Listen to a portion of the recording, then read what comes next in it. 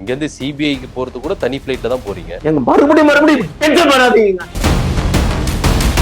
Pongal leave வேணும் அப்படின்னு சொல்லி உங்க தலைவர் கேட்டிருக்காரு. I am suffering from fever அப்படின்னு லீவ் லெட்டர் எழுதி கொடுத்துட்டு வரானே அது மாதிரி. இந்திய ரூபாய் ஒரு சைடு அப்படியே டாலர், ஒரே நோட்ல ரெண்டு சமனா இருக்குல்ல. பேஸ் ரொம்ப நல்லா இருக்கு. எலெக்ஷனே புறக்கணிக்க போறதா ஒரு தகவல் இருக்கு. நல்லது தோக்கடிக்கப்பட்டாருங்கிற ஒரு பேர் வந்து தலைவர் தாங்கிக்க மாட்டான், அதனால ஓடி போயிட்டார் அப்படின்னு வச்சுப்போமா. ஏங்க சண்டையில ஜெயிச்சாதான் வீரங்கிறது கிடையாது. ஓ அப்ப மண்டையில ஜெயிச்சாதான் வீரன்.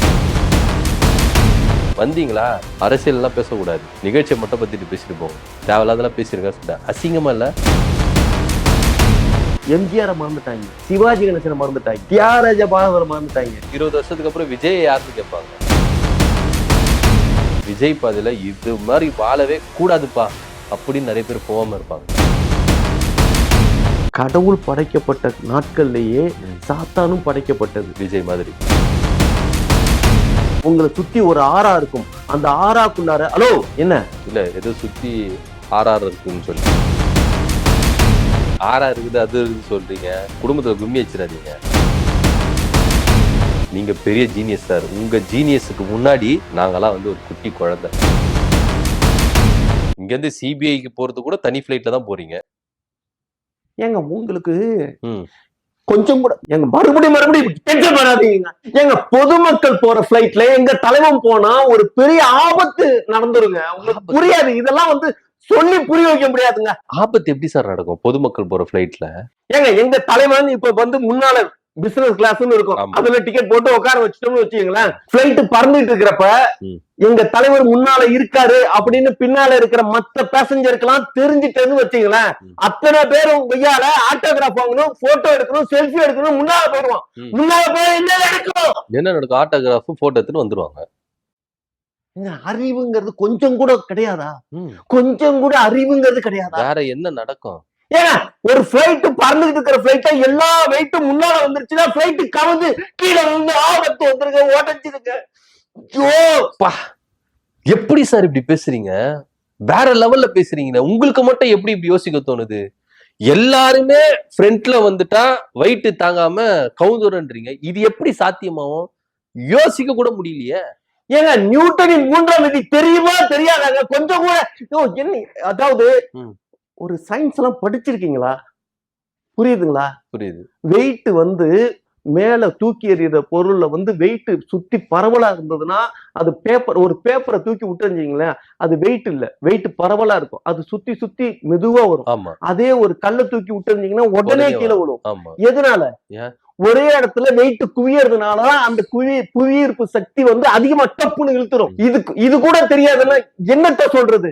அதனாலதான் உங்க தலைவர் வந்து தனி விமானத்துல போறாரு. யாரும் ஆட்டோகிராஃப் வாங்க மாட்டாங்க, போட்டோ பிடிக்க மாட்டாங்க. ஏங்க மத்தவங்களோட சேஃப்டி பாக்கணுங்க, மத்தவங்களோட வாழ்க்கையை பார்க்கணும். அவங்களுக்கு ஒரு குடும்பம் இருக்கு, குழந்தைங்க இருக்கு, புரியுதுங்களா?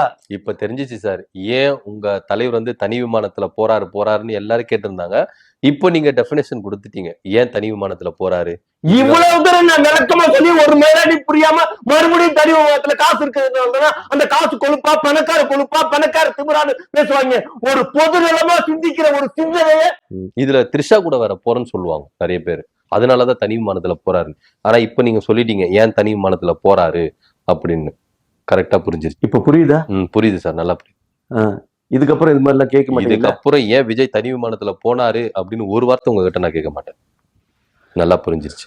இதெல்லாம் ஒரு புறம் இருக்கட்டும். போன 12ஆம் தேதி முதற்கட்ட விசாரணைக்கு கூப்பிட்டாங்க, சிபிஐ விசாரணைக்கு. 2ஆம் கட்ட விசாரணையை முடிச்சது, முதல் கட்ட விசாரணைக்கு இப்ப என்ன? இல்ல அதுல ஒரு விஷயம் இருக்குது, கேக்குதான். விசாரணை முடிச்சுட்டு அடுத்த விசாரணைக்கு வாங்க அப்படின்னு கூப்பிடும்போது, சார் எனக்கு லீவு வேணும், பொங்கல் லீவ் வேணும் அப்படின்னு சொல்லி உங்க தலைவர் கேட்டிருக்காரு. புரியல. லீவ் என்ன ஸ்கூல் படிக்கிற பையன் I am suffering from fever அப்படின்னு லீவ் லெட்டர் எழுதி கொடுத்துட்டு வரானே அது மாதிரி. என்ன இதுல நீங்க லீவு கேட்டாருன்னு நீங்க பாத்தீங்களா? சிபிஐ ஆபீஸ்ல பக்கத்துல பாத்தீங்களா எங்க தலைவர் வந்து லீவ் லெட்டர் கொடுத்தாரு அப்படின்னு?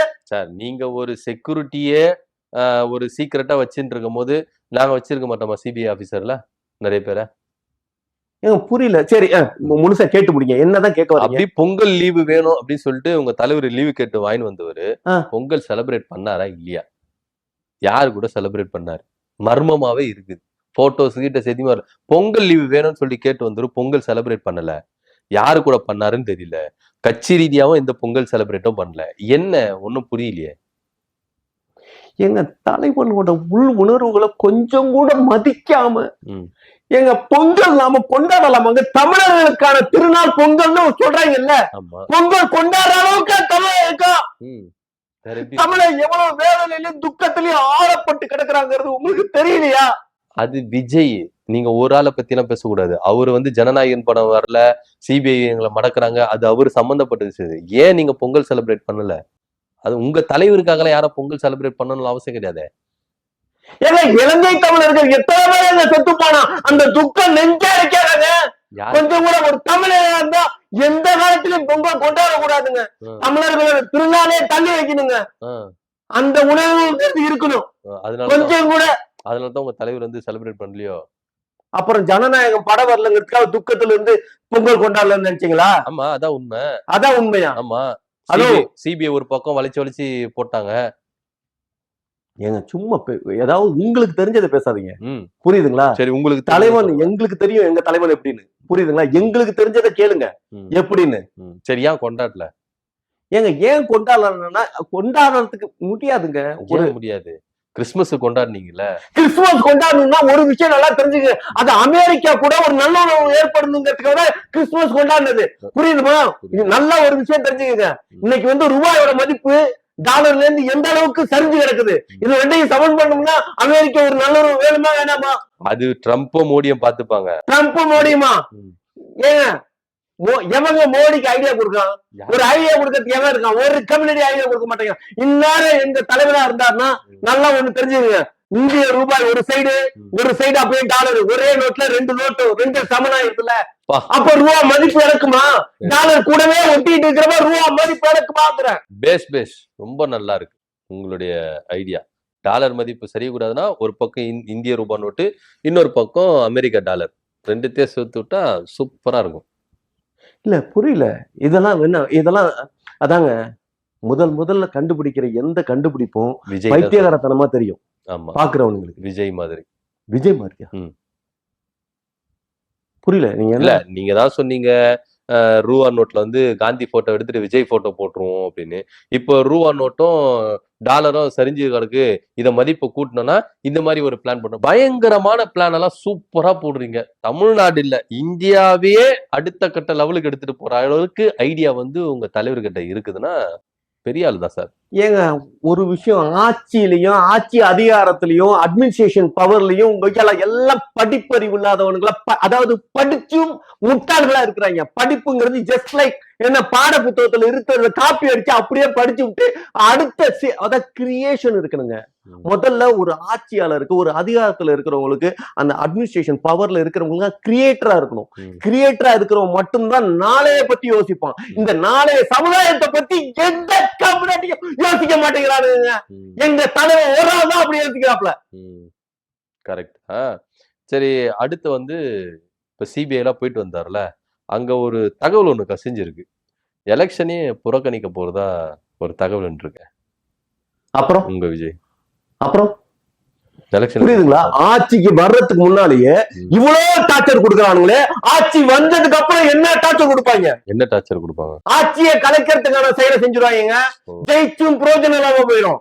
புரியுதுங்களா? அதனால இப்ப நிக்க போறது இல்ல. இப்பவே வித்ட்ரா பண்ணிடுறது தலைவருக்கு நல்லது. தோத்துட்டாங்கிற பேர் வந்துடக்கூடாதுங்க என்னைக்கும். புரியுதுங்களா? தோற்கடிக்கப்பட்டாருங்கிற ஒரு பேர் வந்ததுன்னா தலைவர் தாங்கிக்க மாட்டான். அதனால ஓடி போயிட்டார் அப்படின்னு வச்சுப்போமா? ஓடி போயிட்டாரா? தோத்துட்டார் அப்படின்றத விட ஓடி போயிட்டார் அப்படின்னு சொல்லிக்கலாம். ஏங்க ஒரு விஷயம் தெரியுமா? நல்லா ஒண்ணு தெரிஞ்சுக்கங்க. ஏங்க சண்டையில ஜெயிச்சாதான் வீரங்கிறது கிடையாது. அப்ப மண்டையில ஜெயிச்சாதான் வீரன். என்னது? இல்ல, சண்டேல ஜெயிக்கலன்னா மண்டேல ஜெயிச்சா வீரன். Sunday, Monday, Tuesday. ஏங்க என்னங்க பைத்தியக்காரனா நானு? நான் பைத்தியக்காரனாங்க? நான் என்ன சொல்றேன்? சண்டே. ஃபைட். ஓகே. என்ன புரியல? சண்டே, மண்டே, டியூஸ்டே, வெட்னஸ்டே அப்படியே சொல்லுவீங்களா? இல்ல நான் அப்படி நினைச்சிட்டேன் சார். Fight okay. ஃபைட்ல ஜெயிச்சவனா வீரன் கிடையாது. ரொம்ப ரொம்ப கேவலமா ட்ரீட் பண்றது மாதிரி இருக்கு. ம். புரியுதுங்களா? இப்படியெல்லாம் இதெல்லாம் அறிவாளி பேசுறதா? சார் நீங்க சண்டேன்னு சொன்னீங்க, நான் அப்படியே ஒரு ஃப்ளோல மண்டே பிடிச்சிட்டேன். சரி ஃபைட்ல ஜெயிச்சவனா வீரன் கிடையாது. வேற எதுல? டைட்ல ஜெயிச்சவனா வீரனோ? சரி விஷயத்த சொல்லுங்க சார். விஷயம் வேற கேள்வி கேளுங்க. ஏன்னா உங்களுக்கு தெரியாது சொல்றதுக்கு. அது மடை மாறுறதுக்கு இப்படி.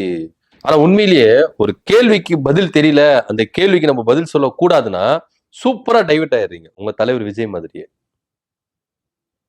ஏங்க நான் சொல்றதே கேதுல வாங்காம வேற இதுல வேற தாட்ஸ்ல உட்காந்துட்டு வேற இது பதில் எல்லாம் பேசிக்கிட்டு இருந்தா அதுக்கு கூட நான் சொல்லணுமா? எல்லாத்துக்கும் நான் விளக்கம் கொடுக்கணுமா? சரி நம்ம அடுத்த விஷயத்துக்கு போயிடுவோம். அருண்ராஜ் இருக்கிறார்ல, கொள்கை பரப்பு செயலாளரா யார் அவரு? எத்தனை பொதுச் செயலாளர் போட்டிருக்கீங்கன்னு தெரியல, அதனால கன்ஃபியூஸ் ஆகுது. அருண்ராஜ் இருக்கிறார்ல, ஐஆர்எஸ் ஆபீசர் ரிட்டையர் ஆகி வந்து ஜாயின் பண்ணாரு. அவர் ஒரு நிகழ்ச்சிக்கு போயிருக்காரு, பொங்கல் நிகழ்ச்சிக்கு. ஒரு சீஃப் கெஸ்டா கூப்பிட்டு இருக்காங்க. சொல்லுங்க. போனாரு. போயிட்டு பொங்கல் நிகழ்ச்சி என்னவோ அதை பத்தி பேசிட்டு வந்துருக்கணும். அங்க போயிட்டு விஜய் டிவிகே அதை பத்தி பேசியிருக்காரு. அந்த விழா குழு தலைவர் வச்சு செஞ்சிருக்கிறாரு. வந்தீங்களா? அரசியல் எல்லாம் பேசக்கூடாது, நிகழ்ச்சியை மட்டும் பத்திட்டு பேசிட்டு போங்க. தேவையில்லாதெல்லாம் பேசியிருக்காரு சொல்லிட்டு அசிங்கமா இல்ல? ஒரு விஷயம் நல்லா தெரிஞ்சுக்கணும். ஒரு உண்மையான தொண்டன், ஒரு உண்மையான கட்சியோட நபர் அப்படிங்கிறவன் எந்த இடத்துலயும், புரியுதுங்களா, கட்சியோட பேரை அந்த கொடியை தூக்கி பிடிக்கிறவங்க. இது பாத்ரூம்ல போய் டாய்லெட்ல உட்காந்தா கூட கட்சி கொடியோட தான் போய் உட்காந்து. எந்த இடத்துலனா வேற என்ன, ஒரு இடம் பொருள் லேவல் இருக்குல்ல, எந்த இடத்துல என்ன பேசணும், எதை பத்தி பேசணும்ட்டு எல்லா இடத்துக்கும் அப்படி போவீங்கன்னா பாத்ரூம்ல போகும்போது கூட அப்படிதான் போவீங்களோ? ஹலோ, ஒரு பொங்கல் விழா, மக்கள் அத்தனை பேர் கூடி இருக்கிறானுங்க. அந்த இடத்துல ஒரு கட்சியை வந்து அப்பப்ப அடையாளப்படுத்தும். மக்கள் மறந்துவான் கொஞ்சமாவது இருக்கா? கவர்மெண்ட்ல அத்தனை பொருள் கொடுக்குறாங்க, அத்தனை பொருள் ஏன் போட்டோ போட்டு கொடுக்குறாங்க? எவனும் மறந்துட கூடாதுங்கிறதுக்காக தான். அப்ப விஜய் மறந்துடுவாங்க எல்லாருமே, முன்னாடியே தெரிஞ்சிருக்கு உங்களுக்கு. அதனாலதான் போற இடத்துல விஜயே மறந்துடுவாங்க இல்லைங்க. இங்க வந்து நல்லா ஒரு தெரிஞ்சுங்க, அதாவது நல்ல கடவுளோட படைப்புல வந்து மறக்கிற சம்பவம் அவன் பண்ணிருக்கான். புரியுதுங்களா? இங்க வந்து எம்ஜிஆரை மறந்துட்டாங்க, சிவாஜி கணேசனை மறந்துட்டாங்க, தியாகராஜ பவரை மறந்துட்டாங்க. இப்ப எல்லாம் எம்கேடி தியாகராஜ பவர்னா யாருன்னு கேக்குறாங்க. புரியுதுங்களா? அடுத்த 20 வருஷத்துக்கு அப்புறம் விஜய் யாருன்னு கேட்பாங்க. அதை ஞாபகப்படுத்தணும்னா என்ன பண்ணணும்? எங்க சிலை வைக்கணுங்க. இப்ப சிலையெல்லாம் எதுக்காக வச்சிருக்காங்க?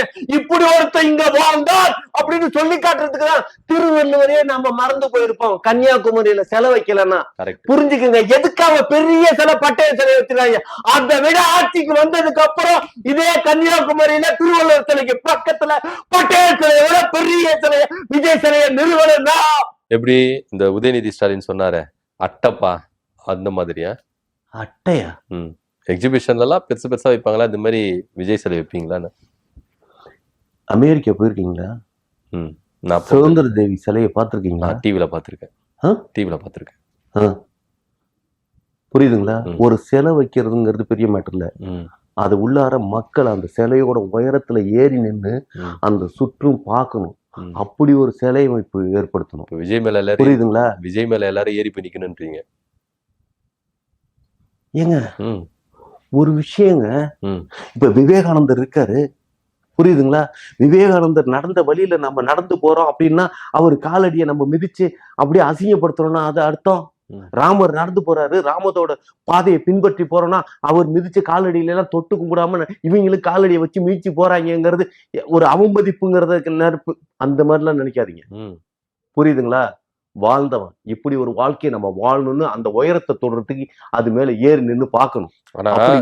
பாசிட்டிவா இருக்கணும், நீங்க மோட்டிவேஷனா இருக்கணும். நீங்க சொல்ற ராமரோ விவேகானந்தர் பாதையில ஓகே, அது எடுத்துக்கலாம். ஆனா விஜய் பாதையில இது மாதிரி வாழவே கூடாதுப்பா அப்படின்னு நிறைய பேர் போகாம இருப்பாங்க. பிளீஸ்ங்க, தயவு செஞ்சு முழுக்க திமுக எவ்வளவு அவங்க நிறைய காசு கொடுக்குறாங்க. ஐயோ சார், நீங்க பெண் மீடியான்னு ஒண்ணு வச்சு எல்லாருக்கும் காசு கொடுக்கறதா சொல்றாங்க. நீங்களும் வாங்கிருக்கீங்கன்னு தெரியுது. இதுல இருந்து ஒரு நான் சொல்லட்டுங்களா? நீங்க வேணா எனக்கு காசு கொடுங்க, நான் வந்து நியாயமா கேள்வி கேட்கிறேன். நான் எந்த அமைப்பு கட்டியோ எந்த கட்சி கட்டியோ ₹1 வாங்கல. நீங்க வேணா காசு கொடுங்க, உங்களுக்கு ஆதரவா பேசுறேன். ஏங்க 16 கோடி ரூபாய் கொடுத்திருக்கதா கேள்விப்பட்டிருக்கோம். சார் நீங்க கேள்விப்படலாம், ஆனா அதுல இருந்து ஒரு 16 ரூபாய் கூட என் பாக்கெட்ல வரல. இதான் உண்மை. சத்தியமா? போன வாட்டி சத்தியம் பண்ணேன். நீங்க நம்பலன்னா நான் என்ன பண்றது? நான் கேட்ட கேள்விக்கும் நீங்க பதில் சொல்றதுக்கும் இதுக்குதான் சொன்னேன். நீங்க சூப்பரா டைவர்ட் ஆவறீங்க. நான் என்ன கேட்டேன்? அருண்ராஜ் வாயை வச்சுன்னு சும்மா இருந்திருக்கலாம். போயிட்டு அசிங்கப்பட்டு வராரு. இது கேவலப்படுறதுதான் உங்களுக்கு கதியான்னு நான் கேக்குறேன். ஏங்க இது கேவலம்னு பேசுற நீங்க இருக்கீங்களே, இது டிஎம்கே காரனோட செயல். அதைத்தான் நான் குறிச்சு சொல்றேன். நான் எதையும் மாத்தியெல்லாம் பேசல, மடமாத்துற விஷயங்கள்லாம் நான் பண்ணல. நான் பேசுறதுல தெளிவாதான் நான் இருந்து பேசிட்டு இருக்கேன். ஒரு மனிதன் போற இடத்துல தன்னோட கட்சி நிமித்தமா பேசுனான்னா வேற எதை பேசணும்? பொதுவா பேசிட்டு போலாம். பொதுவா எதுக்கு பேசுறதுக்கு என்ன எங்களை கூப்பிட்டீங்க? ஏங்க இந்த கட்சியில இவர் இருக்கான்னு தெரியுது, அவரை கூப்பிட்டு நீங்க பேச வைக்கிறீங்கன்னா அவர் அது சார்ந்ததானே பேசுவாரு. ஒரு பொது நிகழ்ச்சிக்கு அப்படி போனா அந்த நிகழ்ச்சியை பத்தி தான் பேசிட்டு வரணும். நீங்க அங்கேயும் போயிட்டு அரசியல் பண்ணுவேன். இப்போ இந்த 41 பேர் இறந்தாங்கன்னா இந்த 41 பேர் இறப்ப யாரை வச்சு அரசியல் செய்யல. ஆனா விஜய் செஞ்சார்ல. முதலமைச்சர் மு க ஸ்டாலின் என்ன சொன்னாரு? ஒரு தொண்டன் உயிரிழக்கிறத ஒரு தலைவன் விரும்ப மாட்டான் அப்படின்னு சொன்னாரு. ஆனா விஜய் என்ன சொன்னாரு? இந்த 41 பேர் இறந்ததுக்கு காரணமே திமுக தான். அரசியல் செஞ்சார்ல. யாருமே அரசியல் செய்யல, விஜய் மட்டும் அரசியல் செஞ்சார்ல. இந்த மாதிரி ஒரு விஷயத்த தமிழக கட்சிகள் தொடர்ந்து எடுக்குது அப்படின்றதான் நான் சொல்றேன். இப்ப தெரியுதா எவ்வளவு திமுகவுக்கு அப்படியே தூக்கி பிடிச்சி அப்படியே பின்னால முதுகெலும்பா நின்றுட்டு இருக்கிறதுக்கு பாக்குறீங்க. உண்மையை சொல்றேன் சார். நியாயமான ஒரு கேள்வி கேட்கிறேன். நீங்க ஆனா திமுக பக்கம் போயிருங்க. நான் திரும்ப திரும்ப சொல்றேன், 1 ரூபாய் கூட நான் வாங்கல. இல்லங்க நீங்க ஒரு விஷயம் உண்மைங்கிறது இங்கிட்டு பார்க்க மாட்டீங்களா? அங்கிட்டுதான் உங்களுக்கு உண்மை தெரியுமா? திமுக காரன் பக்கிட்டு தான் உங்களுக்கு உண்மை தெரியும். உண்மை எங்க சைடு தெரியாதா? சரி உங்க சைடு என்ன உண்மை சொல்லுங்க. அதுக்குதான் உங்களை கூப்பிட்டு வச்சிருக்கோம். உங்க சைடு உண்மையை நீங்க சொல்லுங்க சார், மக்கள் தெரிஞ்சுக்கிட்டோம் அப்படின்ட்டு. என்னங்க மயிலாடி சிபிஐ வரைக்கும் இப்படியே உட்கார்ந்து கேள்வி கேட்டுக்கிட்டு நடந்த உண்மையை யாரும் சொன்ன நம்பவே மாட்டேங்கிறாங்க. ஆமா நீங்க என்ன சொல்லுவீங்க? ராக்காயிபாளையம் சொல்லுவீங்க, அந்த பிரிட்ஜி கீழே சொல்லுவீங்க, அப்புறம் ஆவி சொல்லுவீங்க. இதெல்லாம் சொன்னா யாரு சார் நம்புவா? ஏங்க ஒரு விஷயங்க நல்லா ஒண்ணு தெரிஞ்சுக்குங்க. மனிதன் அப்படிங்கிறது இந்த யுகம் படைக்கப்பட்டது அப்படிங்கிறப்பவே கடவுள் படைக்கப்பட்ட நாட்கள்லயே சாத்தானும் படைக்கப்பட்டது. புரியுதுங்களா? எல்லாமே அந்த சூழ்நிலையில இருந்து படைக்கப்பட்டது. விஜய் மாதிரி இல்ல, சாத்தான் படைக்கப்பட்டது நீங்களா விஜய் மாதிரியான? இல்லங்க என்னை டென்ஷன் பண்ணுமா? புரியல எனக்கு. நான் ஏன் சார் டென்ஷன் பண்ண போறேன்? நீங்க உண்மையை சொல்லிட்டா நான் விட்டுற போறேன். ஆனா உண்மையை சொல்றதை விட்டுட்டு சுத்தி சுத்தி ஏதாவது தீய சக்திங்கிறது சும்மா சொல்லல. முதல்ல நல்லா புரிஞ்சு. அவர் அனுபவிச்சதுனால சொல்றாரோ? நீங்க உட்கார்ந்து பேசிட்டு இருங்க. நீங்க உட்கார்ந்து பேசல. நல்லா ஒண்ணு புரிஞ்சுக்குங்க. உங்களை சுத்தி ஒரு ஆறா இருக்கும். அந்த ஆறாக்குள்ளார ஹலோ என்ன இல்ல ஏதோ சுத்தி ஆறாறு இருக்குன்னு சொல்லி. ஏங்க அதெல்லாம் கண்ணுக்கு தெரியாதுங்க. கண்ணுக்கு தெரியாத ஒரு சக்திகள் நம்ம சுத்தி இருந்துகிட்டு இருக்கோம். அதுல இருக்கிற புரியுதுங்களா? கெட்ட ஆவிகள் நல்லவங்கள்ட்ட நல்லா இப்ப நான் சொல்றதெல்லாம் நல்ல விஷயத்தை கேட்டு நல்ல விஷயத்த சொல்லிட்டு இருக்கேன். உங்களுக்கு வாயில இருந்து வர்றது எல்லாமே தீய சக்தியா இருக்கு. தீய என்ன சுத்தி ஆறாறு இருக்கீங்களா? நல்லதா சொல்லி கொடுங்க, கெட்டதெல்லாம் வேணாம் சொல்லிட்டேன் சார். பைத்தியக்காரனா? இல்ல என்னைய பைத்தியக்காரன் நீங்க தான் என்ன சுத்தி சொன்னீங்க. கண்ணுக்கு தெரியாது நீங்க. ஏங்க ஆறாங்கிறது அது கண்ணுக்கு புலப்படாத ஒரு சக்தி உள்ளார இருக்கும். அவங்கள்ட்ட நாமளும் பேச முடியாது, அவங்க பேசுறது நாம கேட்க முடியாது. ஒண்ணு சொல்றேன், என்ன சுத்தி ஆறாவும் கிடையாது, யாரும் கிடையாது, சுகன்யா தான் இருக்கிறாங்க. சுகன்யாவா? என் ஒய்ஃப சொல்றேன் சார். என்ன சுத்தி அவங்க தான் இருக்கிறாங்க. ஆறாகிறான்னு சொல்லிட்டு நீங்க குடும்பத்துல பொண்டாட்டி நினைப்புல இருக்கீங்க. பின்ன வேற என்ன சார்? ஆறா இருக்குது அது இருக்குது சொல்றீங்க. குடும்பத்துல கும்மி வச்சிடாதீங்க. என்னை சுத்தி என் ஒய்ஃப் சுகன்யா தான் இருக்காங்க. எப்பா ஏன்னா நான் உண்மையிலே சொல்றேன், இந்த மீடியா இந்த ஃப்ரண்ட் டு டிவி அப்படிங்கிற ரொம்ப ஜீனியஸான விஷயமா இருக்கும் அப்படின்னு நான் நினைச்சேன். எவ்வளவு நீங்க பெரிய ஜீனியஸ் சார். உங்க ஜீனியஸுக்கு முன்னாடி நாங்கெல்லாம் ஒரு குட்டி குழந்தை. என்ன பண்றது? கொஞ்சம் வளர்த்து விடுங்க உங்க ஜீனியஸ் மூலியமா வச்சு. சரி சார், நிறைய படிங்க. சரி, புக்ஸ் நிறைய படிங்க. புரியுதுங்களா? புக்ஸ் இல்லைன்னாலும் இப்ப ஆன்லைன்ல புக்ஸ் படிக்கிற சம்பவங்கள்லாம் நிறைய இருக்கு. அதெல்லாம் படிச்சாதான் பஸ் படிக்கிறது சும்மா ஒப்புக்கு கடமைக்கு படிக்க கூடாது. புரியுதுங்களா? ஒரு தடவை புரியலன்னா மறுபடியும் படிக்கணும். Okay sir.